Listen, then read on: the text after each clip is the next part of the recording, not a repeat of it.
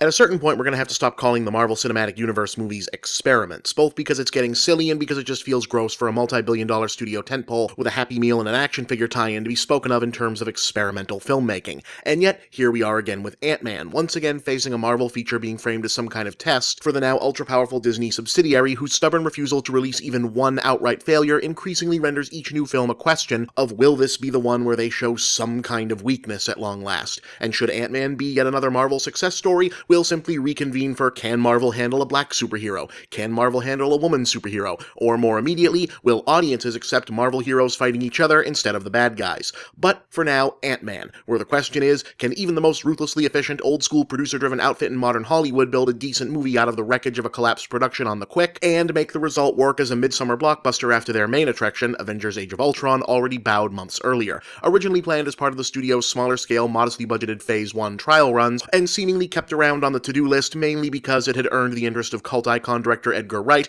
Ant-Man was thrown into disarray when Wright bailed on the project over creative differences shortly after the shooting had finally commenced. The film, now in theaters, was completed under comedy specialist Peyton Reed, working from a screenplay punched up by Anchorman writer-director Adam McKay that presumably reconciles Wright and Joe Cornish's original story structure with whatever notes and ideas from Marvel led him to say no thanks. But whatever, speculating about behind-the-scenes drama is for gossip rags, and I don't get paid nearly that well. I'm a film critic. So all I can tell you is whether or not the finished Ant-Man is any good just as it is. And the answer is, yeah, it's actually really damn good. Totally solid, super enjoyable little movie that'll probably land on a lot of summer's best lists and arguably succeeds better overall on its own modest terms than Ultron did at its more grandiose ambitions. So yeah, it's actually getting kind of scary that these guys can't seem to fail at anything. But here we are. Ant-Man is a smaller scale, more intimate, more mischievous brand of superhero movie than even Marvel has offered up in a long while, and you can feel its origins as a kind of looser, lighter cousin to the original Iron Man. The geography is concentrated instead of global, the stakes are personal instead of apocalyptic, and the action is focused on scale of imagination instead of scale of destruction. In many ways, however accidentally its place on the release schedule came about, it feels like the perfect sorbet after a summer of increasingly bloated actioners, including Ultron, which even fans have to admit was starting to groan under its own weight towards the end. Our story? Stop me if you've heard this one.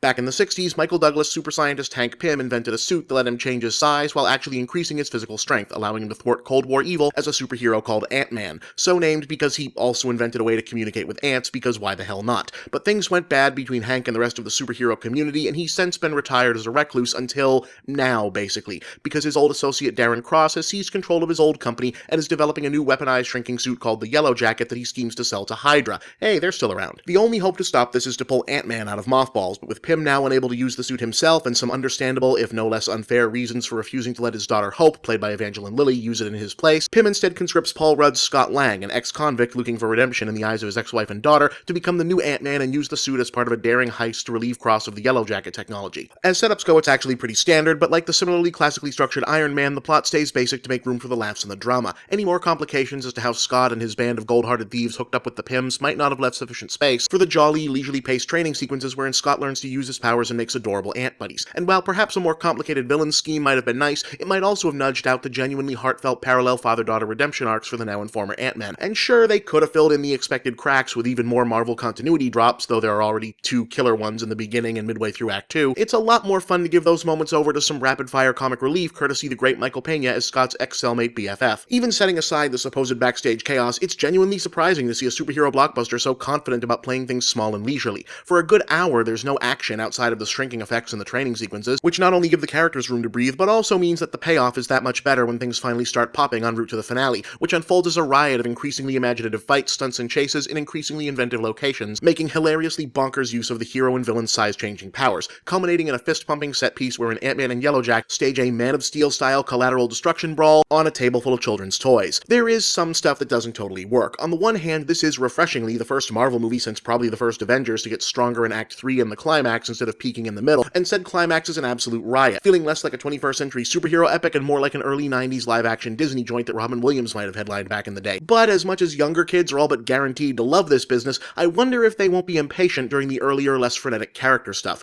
More substantially, while Lily breathes a lot of life into Hope, there's not really that much to her character so far outside of the recurring demonstration of how much more suited to superheroics than Scott is and how unfair it is that this movie isn't about her in the first place. It's all meant to be a running gag, a protracted meta-joke about Marvel's own inability to launch a female-led franchise, and while it has an awesome payoff, it's an awful lot of lampshade hanging for a problem still waiting around to be solved. On the plus side, I was surprised how much of an actual threatening presence Yellowjacket becomes once the ball gets rolling. I'm not really sure whether or not Ant-Man will end up being among the more important Marvel Marvel movies. There's a lot of backstory hovering at the margins and a set of potentially game-changing teases in the pair of post-credit stingers that suggest these characters could become an integral part of the bigger puzzle, along with an intriguing surprise reveal of a literal whole other world's worth of stories to tell. But then again, there are still unresolved plot threads from the Hulk movie sitting around unanswered after almost a decade, so who knows. For now, count Ant-Man as one of the studio's stronger individual efforts, with easily the strongest emotional center since the first Captain America, and one of summer 2015's most enjoyable smaller-scale confections. I recommend it. See you at the movies.